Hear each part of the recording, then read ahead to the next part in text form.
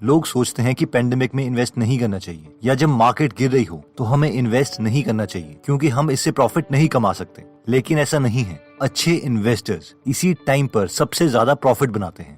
दोस्तों, आज इस वीडियो में हम देखेंगे कि मैंने जो कोरोना के एक्सट्रीम डेज में जब मार्केट बहुत गिरी हुई थी तो मैंने कितने पैसे इन्वेस्ट किए थे, किसमें इन्वेस्ट किए थे और फाइनली मेरा रिटर्न क्या रहा अभी तक का। पर इससे पहले कि मैं आपको अपने पोर्टफोलियो का कुछ हिस्सा बताऊं, मैं बहुत ही सिंपल लैंग्वेज में ये बताना चाहता हूं कि स्टॉक मार्केट में इन्वेस्टिंग कितने टाइप की होती है और हर इन्वेस्टिंग में थॉट प्रोसेस जनरली इन्वेस्टर्स का क्या रहता है।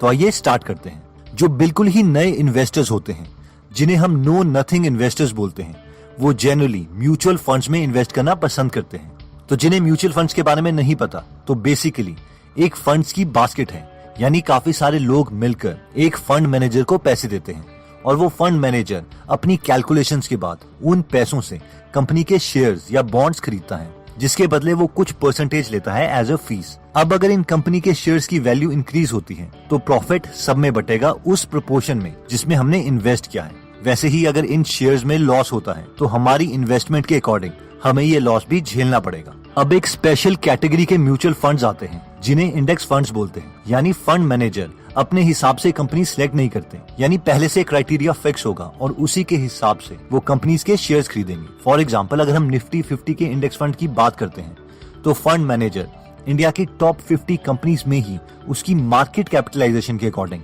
पैसे इन्वेस्ट करेगा। अब क्योंकि इंडेक्स फंड्स में कंपनी के शेयर्स खरीदने का रूल फिक्स है और फंड मैनेजर को ज्यादा मेहनत नहीं करनी पड़ेगी कंपनीज को सिलेक्ट करने के लिए, इसीलिए इंडेक्स फंड्स की फीस फंड मैनेजर बहुत कम लेगा। और जो इन्वेस्टमेंट सीखने में टाइम स्पेंड नहीं करना चाहते, उसके लिए मेरे ओपिनियन में ये बेस्ट है। इवन वॉरेन बफेट बार बार इसे ही रेकमेंड कर चुके हैं और उन्होंने इंडेक्स फंड की फेवर में $1 मिलियन की शर्त भी रखी थी, जो कि वो जीत गए थे।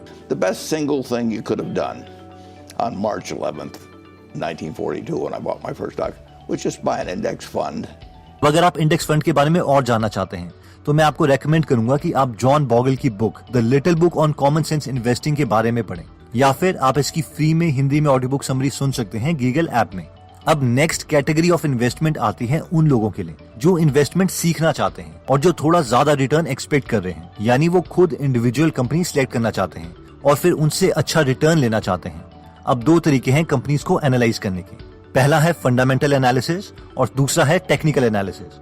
आइए इन दोनों को जल्दी से सिंपल भाषा में समझ लेते हैं। फंडामेंटल एनालिसिस वो लोग करते हैं जो वैल्यू इन्वेस्टर्स होते हैं। अब आप पूछेंगे कि वैल्यू इन्वेस्टर्स कौन है? वैल्यू इन्वेस्टर्स वो लोग हैं जो 100 रुपए की चीज 50 रुपए में खरीद लेते हैं। जो लोग फंडामेंटल एनालिसिस करते हैं वो कंपनी की इंट्रिंसिक वैल्यू पर फोकस करते हैं, यानी एक्चुअल में कंपनी की वैल्यू कितनी होनी चाहिए। फॉर एग्जाम्पल, अगर एक गोल्ड की शॉप है और उनके पास 10 लाख रुपए का गोल्ड अवेलेबल है, तो हमें पता है कि किसी भी कीमत में सिर्फ उसके एसेट्स के अकॉर्डिंग ही 10 लाख रुपए की ये शॉप तो होनी ही चाहिए। अब जिस दिन ये शॉप हमें 10 लाख से सस्ती मिल रही हो, हम इसे खरीद लेंगे। अब ये बहुत ही ओवर सिंप्लीफाइड एग्जाम्पल है, but I hope you got the point कि फंडामेंटल एनालिसिस वाले इन्वेस्टर्स का थॉट प्रोसेस क्या होता है। वो कंपनी की इंट्रिंसिक वैल्यू कैलकुलेट करते रहते हैं और वेट करते रहते हैं उस वक्त का जिस वक्त उस कंपनी के शेयर्स की वैल्यू उसके इंट्रिंसिक वैल्यू से भी कम हो जाएगी और उसके शेयर्स वो खरीद लेंगे। हम लोग सोचते हैं कि वॉरेन बफेट बहुत इंटेलिजेंट है, लेकिन वो खुद बोलते हैं कि वो अच्छे इन्वेस्टर अपनी इंटेलिजेंस की वजह से नहीं बल्कि अपने इमोशनल डिसिप्लिन की वजह से बने हैं। इतना ही नहीं, एक इंटरव्यू में उन्होंने कहा था कि जो हम लोगों को आता है वो हम 1 महीने में आप लोगों को सिखा सकते हैं, लेकिन उनका कंपनीज को फिल्टर करने का क्राइटेरिया ही इतना स्ट्रिक्ट है कि जब तक उनको 1 रुपए की चीज 50 पैसे में नहीं मिलेगी वो कभी इन्वेस्टमेंट करेंगे ही नहीं। लेकिन हम सबको चाहिए इंस्टेंट ग्रेटिफिकेशन, इसलिए हम लोग रुक ही नहीं पाते, हमें जल्दी रिजल्ट्स चाहिए और इसलिए बहुत ही कम लोग फंडामेंटल एनालिसिस के सच्चे प्रैक्टिशनर बन पाते हैं। फिर भी आप में से जिन लोगों को लगता है कि वो फंडामेंटल एनालिसिस सीखना चाहते हैं तो उनके लिए ये बुक्स अवेलेबल हैं। पहला है intelligent investor by Benjamin Graham और दूसरी है value investing from Graham to Buffett and beyond by Bruce Greenwald. Intelligent investor में एक इन्वेस्टर की साइकोलॉजी पर ज्यादा फोकस किया गया है, लेकिन value investing from Graham to Buffett and beyond by Bruce Greenwald ने एक्चुअली सिखाया है कि कंपनी की इंट्रिंसिक वैल्यू कैसे कैलकुलेट करते हैं। अब ये नॉन इकोनॉमिक्स के स्टूडेंट्स को काफी डिफिकल्ट लगेगी, लेकिन ये बुक बहुत वैल्यूएबल है। कई लोगों को लगता है कि कौन है ये ब्रूस ग्रीनवॉल्ड, तो बेंजामिन ग्राहम को सब जानते हैं, जो कि वॉरेन बफेट के गुरु थे। जो कोलंबिया यूनिवर्सिटी में पढ़ाते थे, लेकिन बेंजामिन ग्राहम के बाद आए थे रॉजर मुर्रे और फाइनली ब्रूस ग्रीनवॉल्ड ने कोलंबिया यूनिवर्सिटी में पढ़ाया था। तो I hope you got the idea कि ये किस लेवल की नॉलेज रखते हैं। ज्यादातर MBAs में डिस्काउंटेड कैश फ्लो एनालिसिस पढ़ाई जाती है कंपनी की इंट्रिंसिक वैल्यू निकालने के लिए, लेकिन ब्रूस बोलते हैं कि जो वैल्यू इन्वेस्टर्स हैं वो discounted cash flow method use नहीं करते, बल्कि वो सबसे पहले एसेट्स देखते हैं और फिर करंट अर्निंग पावर देखते हैं। वैल्यू इन्वेस्टर्स 3 तरीके यूज करते हैं कंपनी की इंट्रिंसिक वैल्यू कैलकुलेट करने के लिए। पहला है वैल्यू ऑफ एसेट्स, जिसमें बैलेंस शीट्स देखते हैं और उसमें एसेट्स की वैल्यू निकाल के लायबिलिटीज को माइनस कर देते हैं। सेकंड है अर्निंग पावर वैल्यू, इसमें हम एज्यूम करते हैं कि अगर कंपनी अपनी प्रेजेंट अर्निंग फ्यूचर में भी मेंटेन रखती है तो कंपनी की वैल्यू आज की डेट में क्या होगी। और फाइनली है ग्रोथ वैल्यू, इसमें देखा जाता है कि अगर कंपनी की वैल्यू एक ग्रोथ से इंक्रीज होती है तो आज की डेट में उसकी वैल्यू क्या होनी चाहिए। अब फंडामेंटल एनालिसिस के केस में कई लोग ये कहते हैं कि फंडामेंटल एनालिसिस के केस में हमें बहुत सारी कंपनीज की एनुअल रिपोर्ट्स पढ़नी पड़ती है, कंपनी की इंट्रिंसिक वैल्यू निकालनी पड़ती है और फिर हमें वेट करना पड़ता है कि किस टाइम पर उस कंपनी के शेयर्स इंट्रिंसिक वैल्यू से भी हमें कम दाम पर मिलेंगे। अब ऑब्वियसली इस मेथड में टाइम लगता है और इसीलिए इस मेथड ने बिलियनियर्स भी बनाए हैं और ये ज्यादा रिवॉर्डिंग भी है। लेकिन कई लोग बोलेंगे कि ट्रेडिंग में भी तो लोग पैसे कमाते हैं। चलो हम देख लेते हैं कि ट्रेडिंग क्या है और उसमें क्या स्किल्स रिक्वायर्ड हैं और ट्रेडर्स की साइकोलॉजी क्या होती है। तो बेसिकली ट्रेडिंग टेक्निकल एनालिसिस पर बेस्ड है, यानी जनरली ट्रेडिंग एक मोमेंटम की गेम है जिसमें हम चार्ट्स देखते हैं सारे बायर्स और सेलर्स के कलेक्टिव बिहेवियर को प्रिडिक्ट करने के लिए कि फाइनली मार्केट कहाँ रिस्पॉन्ड करेगी। बहुत ही सिंपल लैंग्वेज में बात करें तो अगर प्राइस कम हो गया है तो इमोशनली लोग ओवरऑल डरे हुए हैं और शेयर्स को सेल कर रहे हैं, और अगर प्राइस इंक्रीज हो रहा है तो ओवरऑल लोग ऑप्टिमिस्टिक हैं कि फ्यूचर में शेयर प्राइस वैल्यू बढ़ेगी और इसलिए वो शेयर्स खरीद रहे हैं। टेक्निकल एनालिसिस में प्राइस की मूवमेंट ऊपर या नीचे क्यूमुलेटिव भी हो सकती है, जैसे कि एक साथ 50 कंपनीज की प्राइस, जैसे कि निफ्टी 50 या बैंक निफ्टी की केस में, या फिर एक इंडिविजुअल कंपनी की प्राइस भी ऊपर नीचे होती है। मैं रेकमेंड करूंगा कि अगर आप टेक्निकल एनालिसिस स्टार्ट कर रहे हैं तो पहले किसी वर्चुअल प्लेटफॉर्म में अपनी स्किल्स को टेस्ट करें और उसके बाद आप जितने भी पैसे इन्वेस्ट करना चाहते हैं उसका 5 से 10% ही ट्रेडिंग में यूज करें और वो भी निफ्टी 50 से स्टार्ट करें। इंडिविजुअल स्टॉक्स में एक्सपर्टीज गेन करने के बाद ही स्टार्ट करें। टू बी वेरी ऑनेस्ट, मुझे ट्रेडिंग में बहुत ही कम एक्सपीरियंस है, लेकिन अगर आप ट्रेडिंग सीखने में इंटरेस्टेड हैं तो मैं रेकमेंड करूंगा कि आप किसी एक्सपीरियंस्ड इंसान से सीखें। और फाइनली बहुत ही छोटे अमाउंट से अपनी स्किल्स को रियल वर्ल्ड में टेस्ट करें और अपना कैपिटल सेव करके रहें, ज्यादा इमोशंस में ना बहें। अब सवाल आता है कि ट्रेडिंग में एक्सपीरियंस्ड कौन है और किस वर्चुअल प्लेटफॉर्म पर हम अपनी स्किल्स टेस्ट कर सकते हैं। तो मैं आपको विशाल मलकान के बारे में बताना चाहता हूँ, जो कि को फाउंडर है Malkan's view training institute private limited के। ये खुद 16 साल की एज से ट्रेडिंग कर रहे हैं और RSI यानी रिलेटिव स्ट्रेंथ इंडेक्स को काफी अनकन्वेंशनल तरीके से यूज करते हैं। तो आज की ये वीडियो भी इन्होंने ही स्पॉन्सर की है। तो अगर आप ट्रेडिंग में इंटरेस्ट रखते हैं लेकिन आपको नॉलेज नहीं है तो आप इनका स्टॉक ट्रेडिंग सीक्रेट्स नाम का कोर्स एक्सेस कर सकते हैं, वो भी फ्री में 10 दिनों के लिए, जिसकी एक्चुअल वैल्यू 25,000 है। इस कोर्स में हम स्टॉक मार्केट्स के बेसिक सीख सकते हैं और ये भी सीख सकते हैं कि टेक्निकल एनालिसिस और फंडामेंटल एनालिसिस में क्या डिफरेंस होता है। और इस कोर्स को सभी एज ग्रुप वाले लोग देख सकते हैं। इनकी स्ट्रैटेजीज बहुत सिंपल और इजी होती है, जो कि एक 10 साल का बच्चा या एक बिगनर भी सीख सकता है और बहुत सारे सक्सेसफुल ट्रेडर्स ऑलरेडी इसे यूज भी कर रहे हैं। और अगर आपको इनका कंटेंट पसंद आता है तो आप 19 और 20 सितंबर को इनका 2 दिन का लाइव वर्चुअल इवेंट भी ज्वाइन कर सकते हैं, जिसका नाम है डाउन ट्रेंड ट्रेडिंग सीक्रेट्स, जो बेसिकली इस टॉपिक पर है कि जब मार्केट क्रैश होता है तो कैसे सिग्नल्स देखने को मिलते हैं और हम कैसे मार्केट क्रैश से बच सकते हैं। लोगों को लगता है कि मार्केट क्रैश में ही सिर्फ लॉसेस होते हैं, लेकिन अगर आपके पास प्रॉपर स्ट्रैटेजीज हैं तो आप ना ही सिर्फ लॉस से बच सकते हैं बल्कि प्रॉफिट भी कमा सकते हैं। इसमें आपको ये भी नॉलेज मिलेगी कि प्रोफेशनल ट्रेडर्स कैसे काम करते हैं। इनका यूट्यूब चैनल भी है मलकान्स व्यू के नाम से, जो कि इंग्लिश में है, और स्टार ट्रेडर के नाम से, जो कि हिंदी में है, और जिसमें 600 से ज्यादा वीडियोस अवेलेबल हैं, जहां से हम स्टॉक मार्केट के बारे में बहुत सारी नॉलेज गेन कर सकते हैं और ट्रेडिंग भी सीख सकते हैं। इन सब की डिटेल्स हम डिस्क्रिप्शन में दे देंगे। डिस्क्रिप्शन में वेबिनार के फ्री रजिस्ट्रेशन की भी लिंक दी है, जहां से आप रजिस्टर कर सकते हैं। एनीवेज, नेक्स्ट सवाल आता है कि वर्चुअल प्लेटफॉर्म कौन सा है जिसमें हम अपनी इन्वेस्टिंग स्किल्स टेस्ट कर सकते हैं। तो इसे मैंने पहले भी एक वीडियो में बताया था कि एक एप्लीकेशन है मनी भाई, जिसे हम यूज कर सकते हैं। ये एक वेब एप्लीकेशन है, इसलिए इंटरनेट ब्राउजर में ही इसे यूज करें। इसमें हम वर्चुअल पैसे लगा सकते हैं और फिर देख सकते हैं कि हमने अभी तक कितनी स्किल्स अचीव करी हैं। तो ये एक पोर्टफोलियो है जिसमें मैं आपको सिर्फ अपने इंडेक्स फंड्स का पोर्टफोलियो दिखा रहा हूँ। यहाँ पे जो टोटल इन्वेस्टमेंट मैंने करी थी पैंडेमिक के दौरान, ये 3.5 लाख के आसपास थी, और जो रिटर्न था ये 4,10,000 के आसपास था।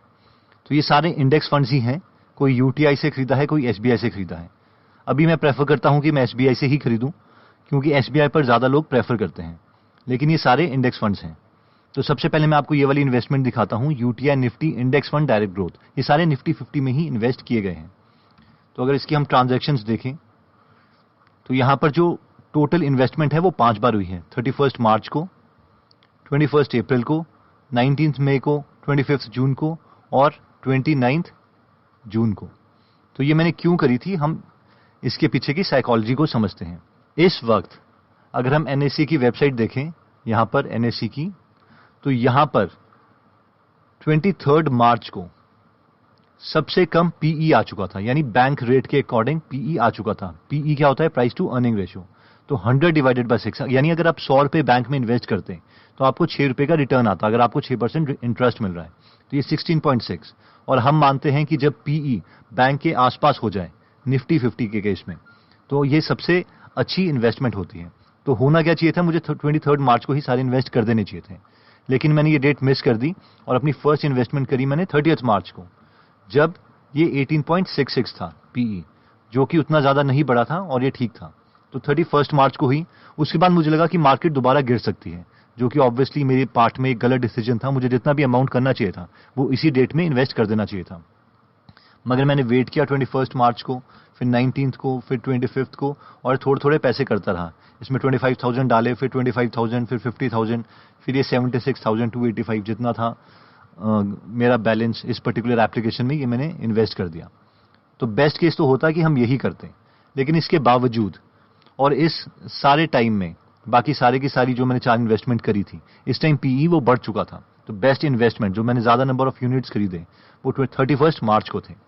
तो टोटल इन्वेस्टमेंट इसमें 3,35,000 थी, और अभी तक का रिटर्न जो विद इन 5 to 6 मंथ्स ही हुए हैं 59,157 हो चुका है, यानी 21.41% रेट ऑफ रिटर्न है, आरओआई वो मुझे मिल चुका है, और अभी 1 साल भी नहीं हुआ है। तो ये जो परसेंटेज है ये 1 साल की नहीं है, अगर आप 1 साल की मानेंगे तो that will be close to 40%। तो इवन वॉरेन बफेट का जो रिटर्न है दैट इज 20%। ऑब्वियसली अब उनके साथ हम कंपेयर नहीं कर सकते, क्योंकि ये बार बार नहीं आएगी, उनका हर साल का रिटर्न इतना होता है, और उनका इन्फ्लेशन भी वहां पे यूएस में कम है। But I think you got the idea कि ये एक अपॉर्चुनिटी थी जो इन्वेस्टर्स के लिए क्रिएट हुई थी।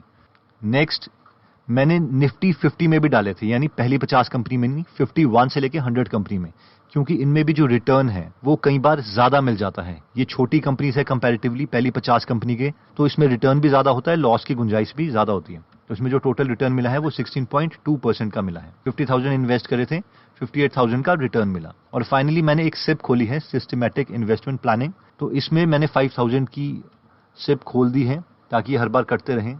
तो यहाँ पे 5,000 इन्वेस्ट करे थे, शायद जुलाई में कटे नहीं, फिर 5,000, फिर 5,000। तो इसमें भी अगर हम देखें XIRR है वो 33% है इस केस में।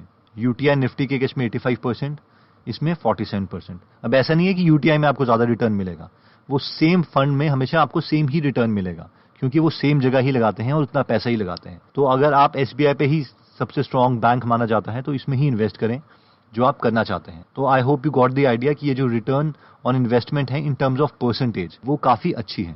इसमें जो टोटल रिटर्न है तीनों को मिला के वो 19.8 है परसेंट, और XIRR वो 77.45% है। तो ये अपॉर्चुनिटी बार बार ऑब्वियसली क्रिएट नहीं होती, but you got the idea कि साइकोलॉजी क्या है, और अगर ऐसी इन्वेस्टमेंट की दोबारा से एक सिचुएशन क्रिएट होती है तो हम कैसे कर सकते हैं। मैं आपको नहीं बोला कि आप इन्वेस्ट कीजिए, बट ये मैंने किया था, क्योंकि और मैं आपको नहीं बोल सकता क्योंकि मैं सर्टिफाइड नहीं हूं। तो I hope you got the idea.